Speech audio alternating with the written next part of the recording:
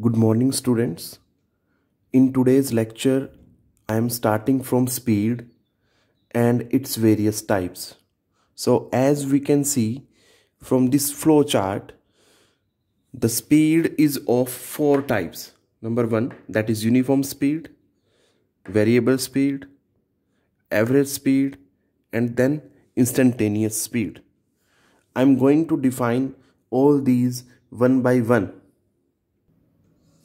Starting from very first, speed. So it is defined as the ratio of distance covered by the body to the time taken by the same body in covering that distance.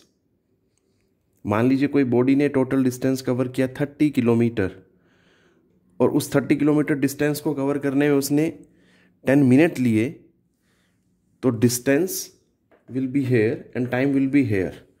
But ये बात याद रखनी है, जब भी आप speed calculate करेंगे तो उसको आपने कन्वर्ट कर लेना है उसकी एसआई यूनिट्स में. डिस्टेंस को मीटर में कन्वर्ट कर लेना है और टाइम को सेकंड में कन्वर्ट कर लेना है.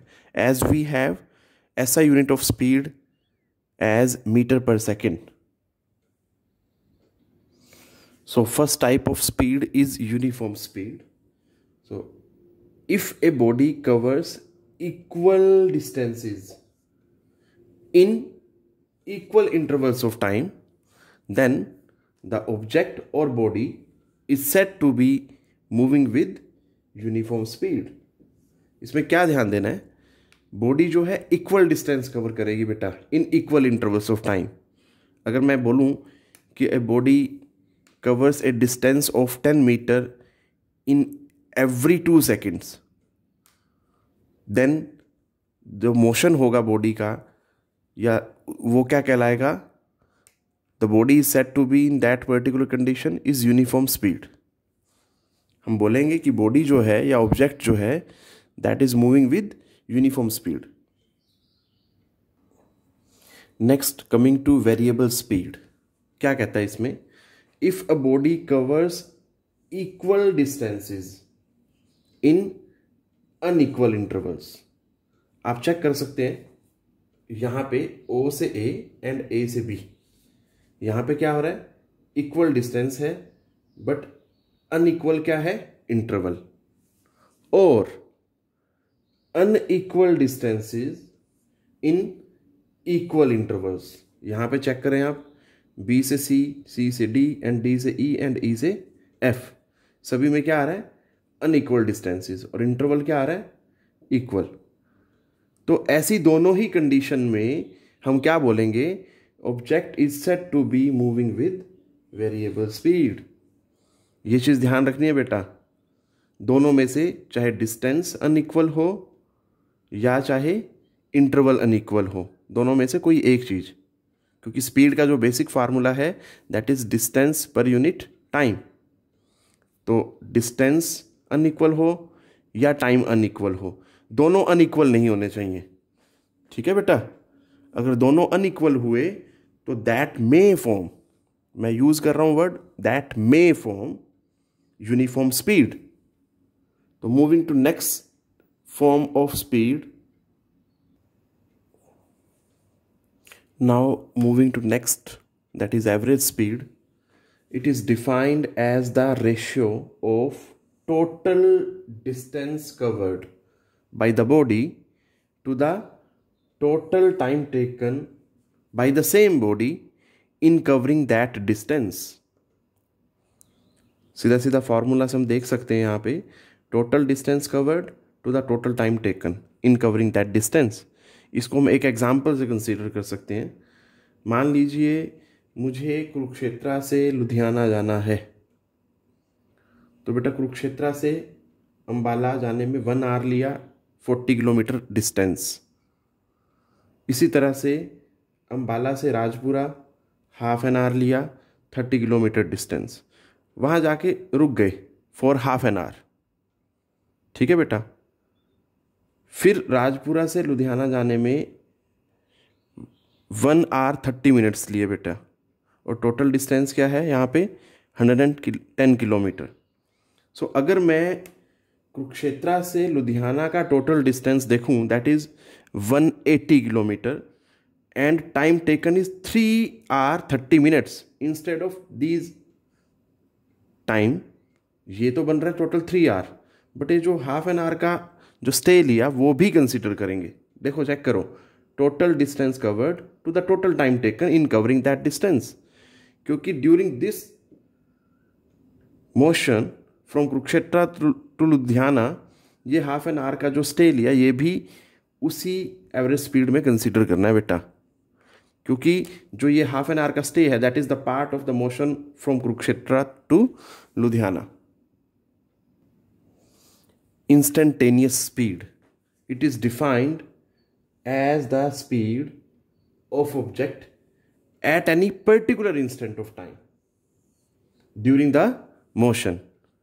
अब इसका बेस्ट जो एग्जांपल है हम कैसे समझ सकते हैं, जब भी हम कोई व्हीकल चलाते हैं, चाहे वो गाड़ी है चाहे वो बाइक है, तो कभी चलाते चलाते अचानक से अगर हमारा ध्यान स्पीड पे चला जाता है तो the moment we look at the speedometer, the value of the speed indicated by speedometer at that time is known as the instantaneous speed of that particular instant of time। जब भी हम speedometer पे देखते हैं तो उस moment पे speedometer जो स्पीड दिखा रहा होता है उसे हम क्या बोलते हैं, इंस्टेंटेनियस स्पीड बोलते हैं बेटा।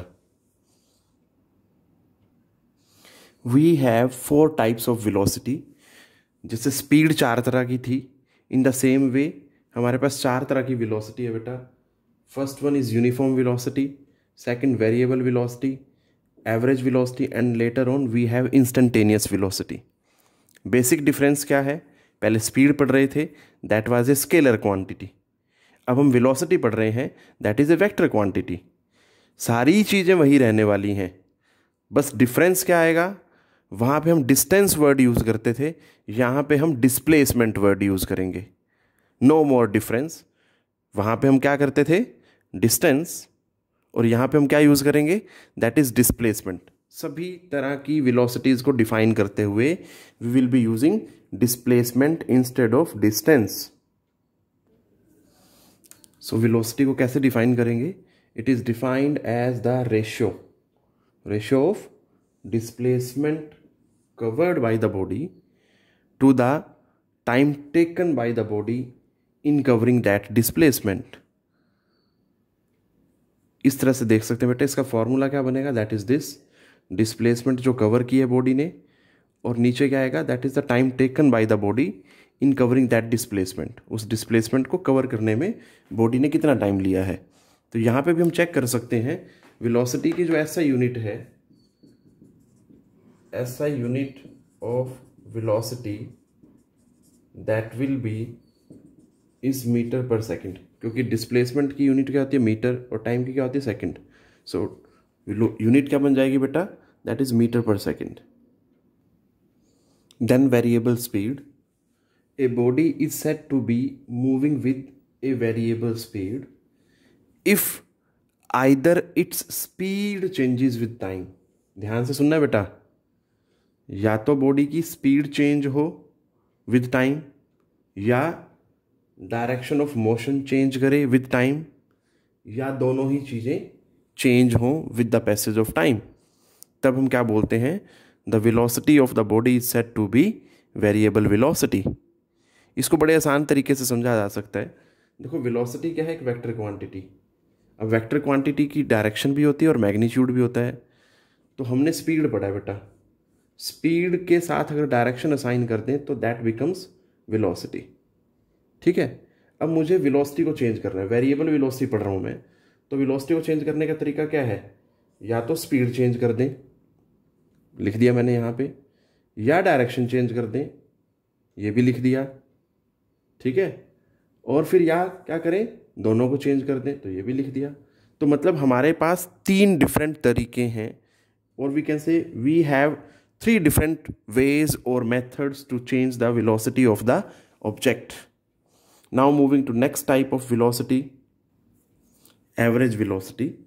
It is defined as the ratio of total displacement covered by the body to the total time taken in covering that displacement by the body. Total जितनी भी डिस्प्लेसमेंट कवर करेगी बॉडी और उस displacement को cover करने में जितना जो टाइम लिया बेटा, दोनों का रेशियो क्या देगा हमें, that is the average velocity. Now moving to last type of velocity in linear motion. Instantaneous velocity में क्या होता है बेटा, the velocity of object at any particular instant of time is known as instantaneous velocity. बिल्कुल वैसे ही है जैसे आप इंस्टेंटेनियस स्पीड पढ़ते थे बेटा, उसमें क्या होता था, speed of object at the particular instant of time is known as instantaneous speed. उसी तरह से यहाँ पे ये क्या है कि ड्यूरिंग द मोशन किसी भी इंस्टेंट पे जो वेलोसिटी होगी बॉडी की, उसको हम क्या बोलते हैं, इंस्टेंटेनियस वेलोसिटी बोलते हैं।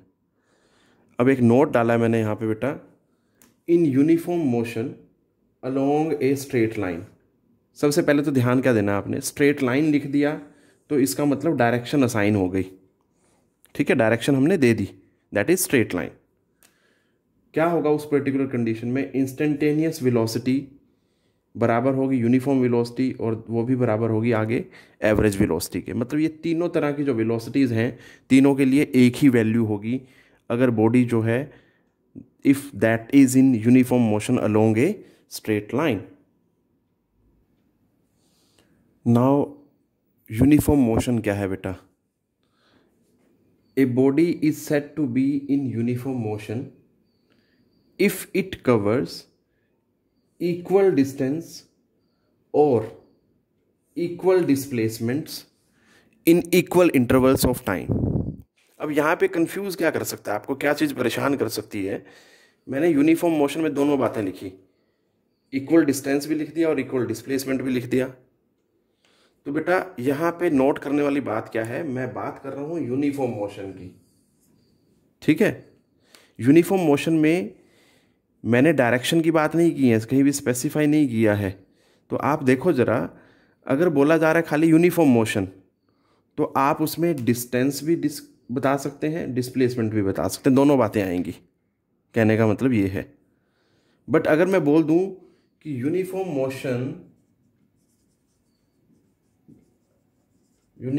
Motion in a straight line, अब यहां पे डायरेक्शन बता दी बेटा।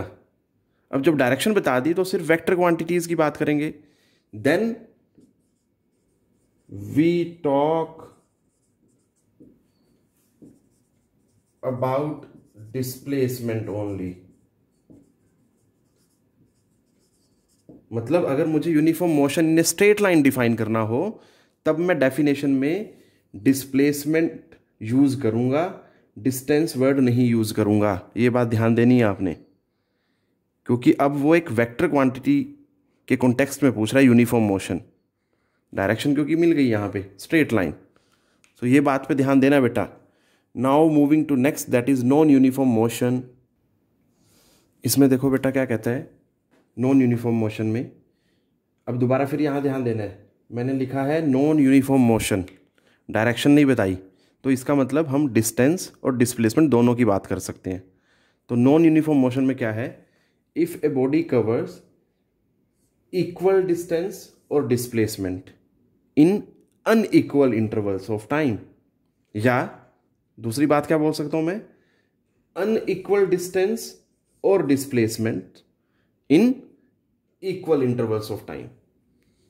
ठीक है बेटा, ये चीज़ ध्यान देनी है। नॉन यूनिफॉर्म मोशन में दोनों पैरामीटर में से, जैसे मान लीजिए स्पीड और टाइम डिस्टेंस और टाइम यूज़ कर रहा हूँ, तो दोनों में से कोई एक अनइक्वल होना चाहिए।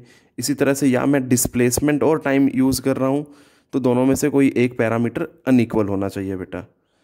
Only in that condition we will be having non uniform motion. हाँ, अगर बात की जाए non uniform motion in a straight line, तब क्या होगा, देखो जरा, non uniform motion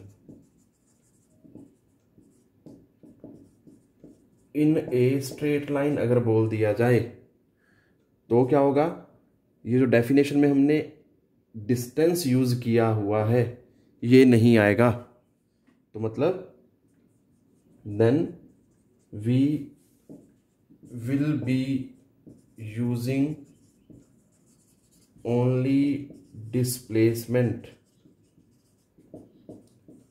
in definition। याद रखना है बेटा आपने ये सभी, ठीक है बेटा।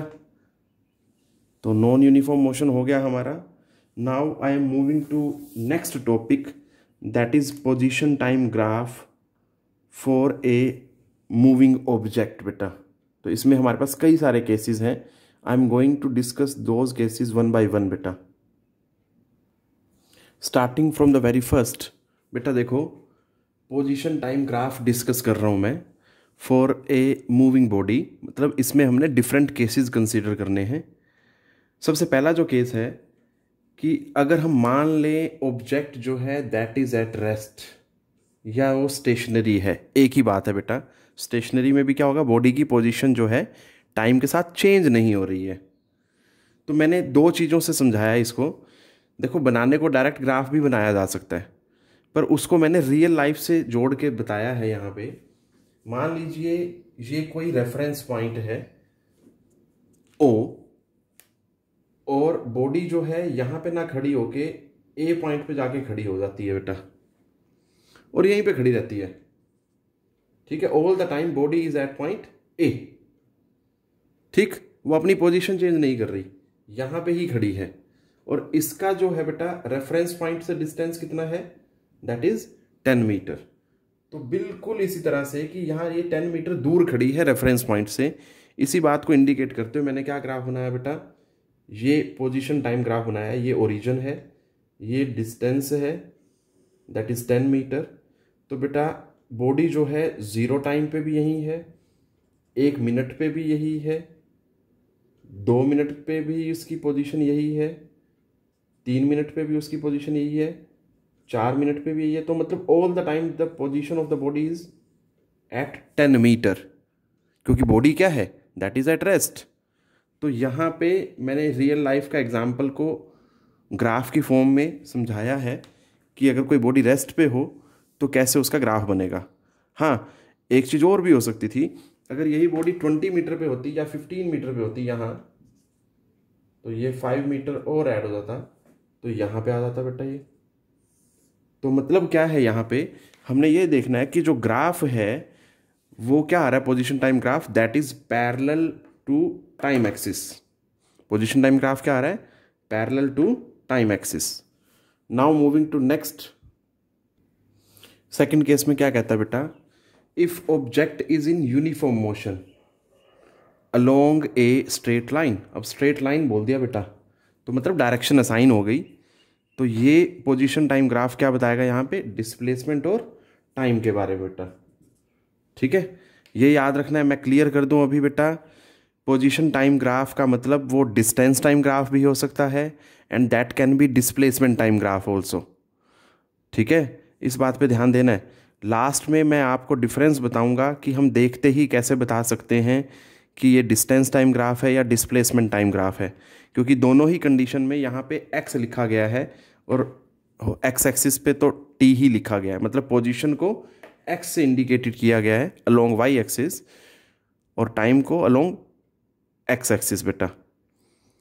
तो अब देखो जरा इसमें क्या है, रियल लाइफ में क्या है, यूनिफॉर्म मोशन बोला है बेटा। यूनिफॉर्म मोशन मतलब इक्वल डिस्प्लेसमेंट, क्योंकि स्ट्रेट लाइन बोल दिया, in equal interval of time. तो ओरिजिन पे थी बॉडी इनिशियली, मतलब यहाँ पे थी, 1 सेकंड के बाद बॉडी की पोजीशन जो हो गई 5 मीटर हो गई बेटा। 1 सेकंड ये रहा और ये 5 मीटर रहा, ठीक है। फिर उसके बाद अगले 1 सेकंड के बाद फिर 5 मीटर उसने कवर किया, मतलब आफ्टर 2 सेकंड जो डिस्प्लेसमेंट थी बॉडी की दैट वाज 10 मीटर। फिर 1 सेकंड के बाद फिर 5 मीटर। लो जी, इसी चीज़ को फॉलो करते हुए हमने बना दिया। और लास्ट में क्या है, फिर 1 सेकंड के बाद, मतलब 4 सेकंड के बाद जो डिस्प्लेसमेंट थी वो क्या है, 5 मीटर और बढ़ गई। तो वो क्या हो गई, लो जी, ये हमारे पास स्ट्रेट लाइन ग्राफ आया पासिंग थ्रू द ओरिजिन। क्यों ऐसा बोला गया है, क्योंकि उसने मुझे बताया है बॉडी जो है started its motion from origin, मतलब यहां से स्टार्ट किया है, ठीक है। अगर यही चीज़ मेरे पास कुछ सिचुएशन चेंज हो जाती कि मान लीजिए ओरिजिन से ना जाता तो वो किसी और पॉइंट से जाता, तो ग्राफ जो है that may be starting from this point और दिस पॉइंट और दिस पॉइंट और दिस पॉइंट, किसी से भी स्टार्ट हो सकता था बेटा। इसमें क्या है बेटा, देखो थर्ड केस में object is in uniform motion along a straight line starting from left of origin. ये चीज़ बड़ी कंफ्यूज करती है बेटा।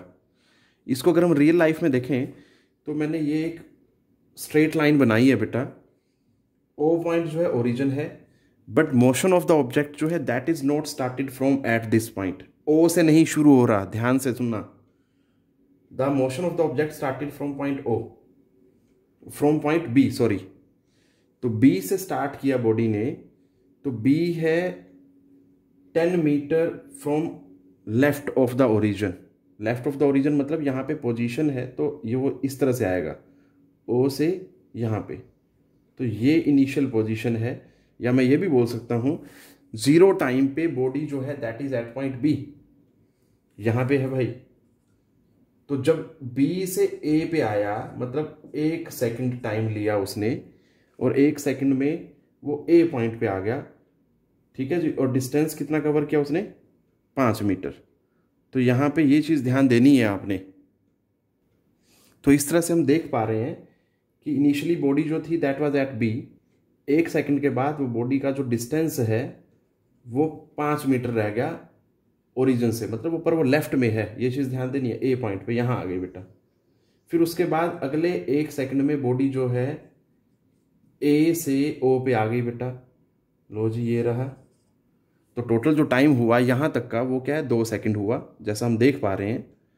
और फिर ओ से सी तक अगला वो 5 मीटर डिस्टेंस है जो डिस्प्लेसमेंट कवर की बॉडी ने, that is in again 1 second.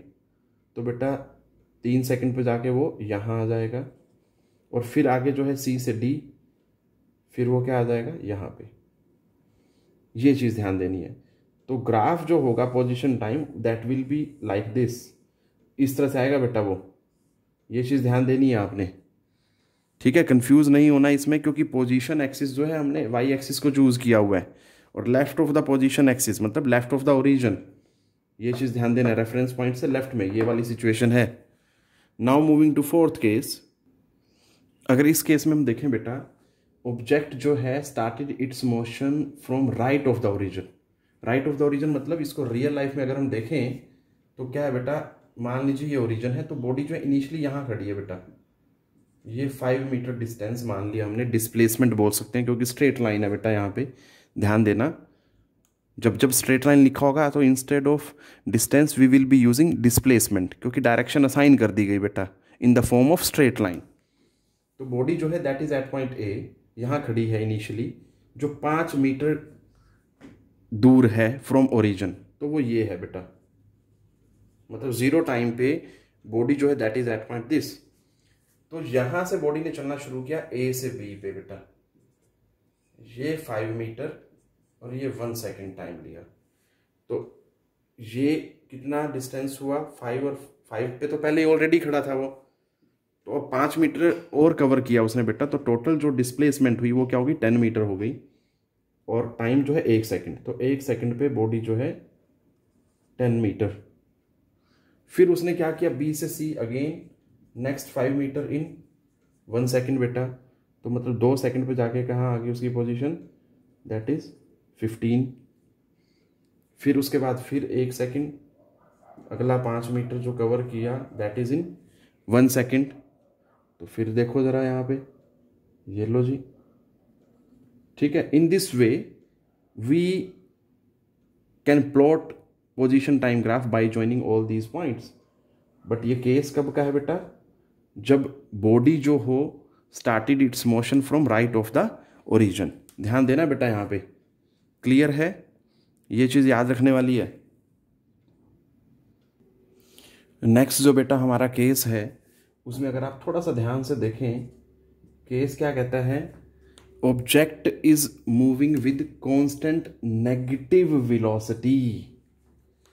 तो बेटा याद रखना है, नेगेटिव मतलब यहाँ पे डायरेक्शन रिवर्सल है बेसिकली। नेगेटिव का मतलब क्या है, डायरेक्शन रिवर्सल।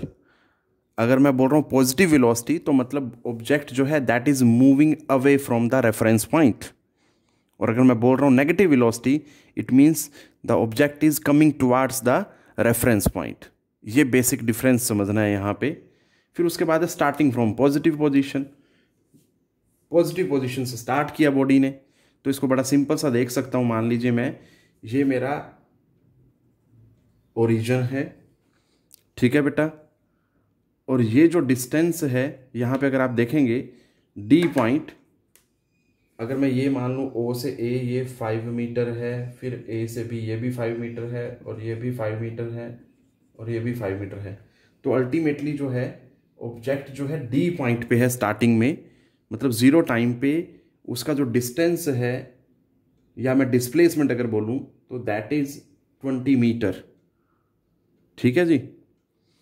तो यहाँ पे ये भी ध्यान देना है बेटा, इस ग्राफ को अगर मैं ऐसे ना बना के अगर ऐसे बनाऊं तो ज़्यादा बेटर होगा, क्योंकि इससे आपको लेफ्ट ऑफ ओरिजिन वाला कॉन्सेप्ट आ सकता है जो आपको मिसगाइड कर सकता है बेटा। तो इस चीज़ से बचने के लिए हम क्या कर सकते हैं, इसको ऐसा भी बना सकते हैं रियल लाइफ को। देखो बेटा, इसको इस तरह से देख सकते हैं, ऑब्जेक्ट जो यहाँ पे है राइट ऑफ द ओरिजिन है, तो उसने ऑब्जेक्ट ने इस तरह से भागना है बेटा, क्लियर है, टुवार्ड्स द रेफरेंस पॉइंट। ये चीज़ याद रखना, क्योंकि उसने क्या बोला है, पॉजिटिव पोजीशन से स्टार्ट किया है बॉडी ने, तो ध्यान रखना है। अब देखो इसको ग्राफ कैसे बनेगा, इसका जो बॉडी है इनिशियली यहाँ पे है, मतलब ज़ीरो टाइम पे यहाँ है, फिर 1 सेकंड के बाद यहाँ आ गई बेटा, तो मतलब यहाँ आ गई, ठीक है, 5 मीटर रेफरेंस पॉइंट के पास आई है, वो इस तरफ मूव कर रहा है ऐसे, फिर अगले 1 सेकंड में 5 मीटर और आ गई, मतलब 2 सेकंड पे यहाँ आ गया, और फिर अगले 5 मीटर जो उसने कवर किया that is in next 1 second, तो 3 सेकंड पे वो आ गया यहाँ पे, और अल्टीमेटली अगला 1 सेकंड में बॉडी जो है that reached at point O. ठीक है जी। तो जो ग्राफ आ रहा है आप देख सकते हैं that is A straight line. इस तरह से ध्यान देना बेटा, थोड़ा सा मैं तो फ्री हैंड से बना रहा हूँ, तो आपने जब भी ग्राफ बनाना है that will always be a straight line, ऊपर से नीचे आ रही है बेटा। Now moving to next case. देखो बेटा लास्ट केस क्या कहता है, object is in non uniform motion along a straight line. तो स्ट्रेट लाइन आ गया तो बेटा, और यूनिफॉर्म नॉन यूनिफॉर्म मोशन है, तो इसमें हम किसकी बात करेंगे, डिस्प्लेसमेंट की। तो बेसिकली ये जो पोजीशन टाइम ग्राफ है ये डिस्प्लेसमेंट टाइम ग्राफ है, ठीक है। और नॉन यूनिफॉर्म मोशन में हमने पढ़ा है कि जब स्ट्रेट लाइन आ जाए तो हम सिर्फ किसकी बात करेंगे, डिस्प्लेसमेंट की। और वो भी क्या, या तो हम इसको ऐसे बोलेंगे कि body covers unequal displacements in equal intervals of time, और equal displacements in unequal intervals of time बेटा। तो ऐसी कंडीशन में ग्राफ जो है कैसा भी आ सकता है, किसी भी शेप में आ सकता है। आपने ये चीज़ ध्यान देनी है बेटा, आप चाहे इसको यहाँ छोड़ दो, इतना बता दो, ऐसे बना दो, जैसा आप बनाना चाहें, ठीक है। तो ग्राफ जो है that can have any shape in case of non uniform motion along a straight line. ये चीज़ ध्यान देनी है बेटा, ठीक है। अब मैं आपको एक सबसे इंपॉर्टेंट बात बताने जा रहा हूँ कि ग्राफ देख के हम कैसे बता सकते हैं कि ये डिस्टेंस टाइम ग्राफ है या डिस्प्लेसमेंट टाइम ग्राफ है। पहला इंडिकेशन तो क्या है, हमेशा आपको अगर ऐसे लिख दिया जाए स्ट्रेट लाइन तो अंडरस्टूड है वो डिस्प्लेसमेंट टाइम ग्राफ है। वो क्या है, डिस्प्लेसमेंट टाइम ग्राफ। बट अगर ऐसा नहीं लिखा हो, मान लीजिए ऐसे लिख दिया जाए, ठीक है, तो क्या होगा, वो डिस्टेंस टाइम ग्राफ होगा, ठीक है बेटा। और दूसरा इंडिकेशन क्या है, दूसरा इंडिकेशन मैं बना रहा हूं, अगर वो डिस्टेंस टाइम ग्राफ है तो कैसा होगा, वो ऐसा होगा, ऐसा होगा, ऐसा होगा, ऐसा होगा, कैसा भी होगा, ठीक है, क्लियर। मतलब वो नीचे नहीं आएगा, बॉडी जो है ऊपर ही चलेगा, उसका जो ग्राफ आएगा ऐसा हो सकता है, ऐसा होगा, ऐसा हो सकता है, ऐसा होगा। ये तो है डिस्टेंस टाइम ग्राफ। बट अगर मुझे बोलना हो डिस्प्लेसमेंट टाइम ग्राफ तो क्या होगा बेटा, डिस्प्लेसमेंट टाइम ग्राफ, तो बेटा डिस्प्लेसमेंट टाइम ग्राफ जो है नीचे भी आ सकता है ऐसे। This is the differentiating figure, जिससे हम पता लगा सकते हैं कि ये डिस्प्लेसमेंट टाइम ग्राफ है या डिस्टेंस टाइम ग्राफ है। आप चेक कर सकते हैं, ये चीज़ जो है सिर्फ इसी में आएगी, इसमें नहीं आएगी कभी भी। ऐसे जा सकता है, ऐसे तो जाएगा ही जाएगा। बस यही जो है स्लोपिंग डाउन वाला कॉन्सेप्ट जो है, ये हमें हेल्प करेगा in identifying the displacement time graph. But कुछ केसेस में हमें नहीं पता लग पाता है, तो फिर वहाँ पे क्या चीज़ हेल्प करेगी, यहाँ लिखा होगा, अगर तो खाली नो मोशन लिख दिया, नॉन यूनिफॉर्म या uniform what ever it is, तो वो डिस्टेंस टाइम है। बट अगर यहाँ पे लिख दिया जाए इन ए स्ट्रेट लाइन, तो वो क्या होगा, डिस्टेंस टाइम ग्राफ ना होके क्या हो जाएगा, वो बेटा डिस्प्लेसमेंट टाइम ग्राफ हो जाएगा। इस चीज़ पे आप सभी ने ध्यान देना है बेटा। सो आज का लेक्चर यहीं ख़त्म कर रहा हूँ बेटा। So we have covered up today's lecture speed and its various types, then velocity and its various types, uniform motion, non-uniform motion, and various types of position time graphs. Okay beta, I'm ending today's lecture here.